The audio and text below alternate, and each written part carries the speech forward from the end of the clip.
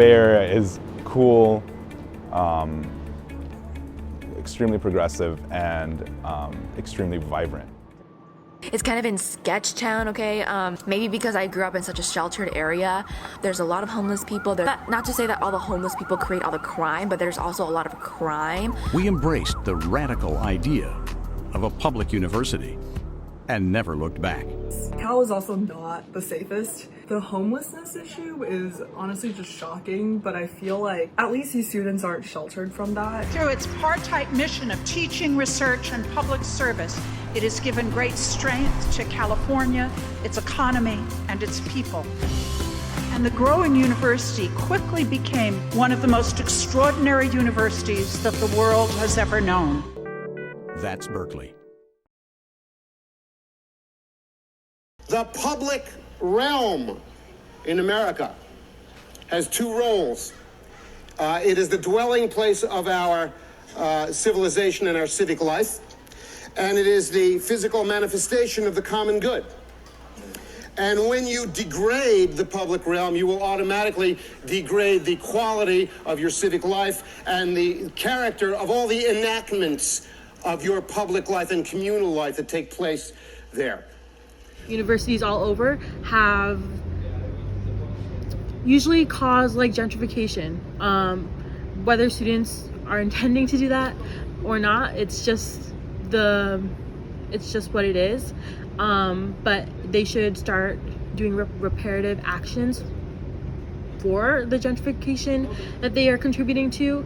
And I think being conscious of the architecture and advocating against it and doing work against it is the first step.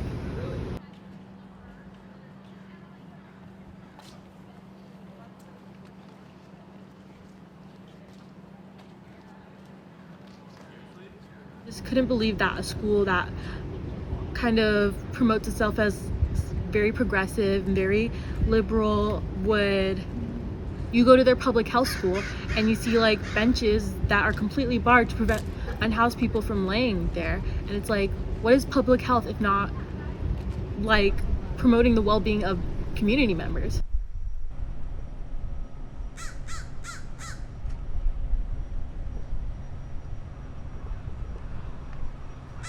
Wheeler Hall, right, which was built in like 1917 with public money and the conception of a public university with all the doors, you know, and then you compare it to the more recent buildings like the Citrus building and all the doors, they're designed to keep people out, not to bring them in, but to keep them out.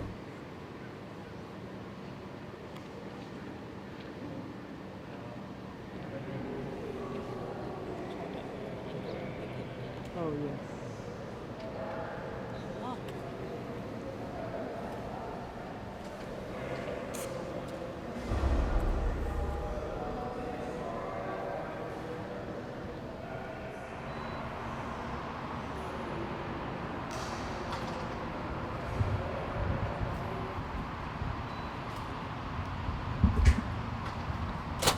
But when I think about cities, I think about people. Cities are fundamentally about people. And where people go and where people meet are at the core of what makes a city work.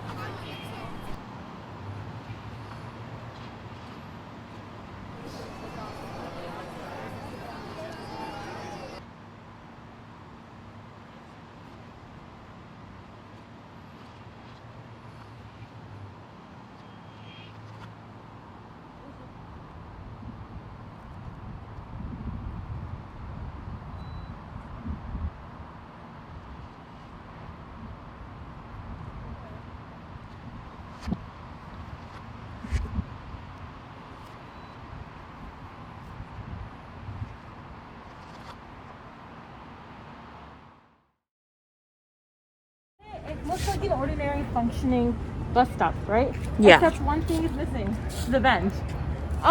If you're not really like intentionally looking out for hostile architecture, this might not even cross your mind that there's like a complete bench missing. It's really easy to subtly built in hostile architecture in that way. because hostile architecture could literally just be the omission of structures that are needed.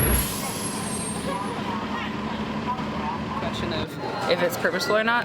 I think in probably 5% of the cases it is purposeful, but sometimes I now wonder, like I remember this kid in my undergrad did his thesis on like designing bus stops and designing the ideal bus stop, and he made it, and I was at his thesis presentation, and like it had hostile architecture in it, and I was like, why did you put those in? And it had been suggested to him, but he hadn't really thought about, he hadn't conceptualized the fact that it was hostile architecture. And so I think there might be in some cases now where it is so ingrained in like how we see public space that you're like, oh yes, benches have ridges on them. Yeah. And I haven't really, and some people probably haven't questioned why. Yeah.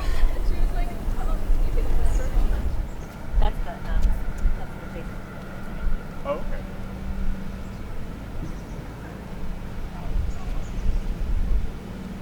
One of the problems with the fiasco of suburbia is that it destroyed our understanding of the distinction between the country and the town, between the urban and the rural. They're not the same thing. And we're not going to cure the problems of the urban by dragging the country into the city. There's some hostile architecture that's hidden in a real design decision, but I think a lot of it, or the really obvious ones, are entirely to exclude people or exclude what is deemed the proper use of space. And these are in public spaces usually, where they try to manage what is social and what is the asocial use of the space.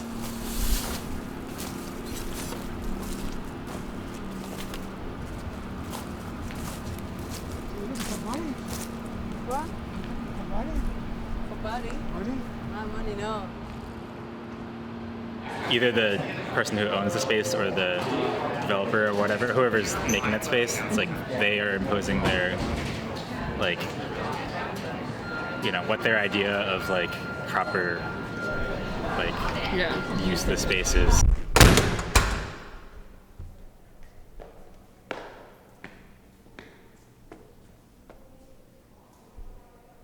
Private ownership that runs through America, for the U.S. This idea that, this is, my land, this is my, house, this is, ownership, private ownership. And as the society becomes more privatized, where, buildings are being built by private companies, houses are being built by private developers.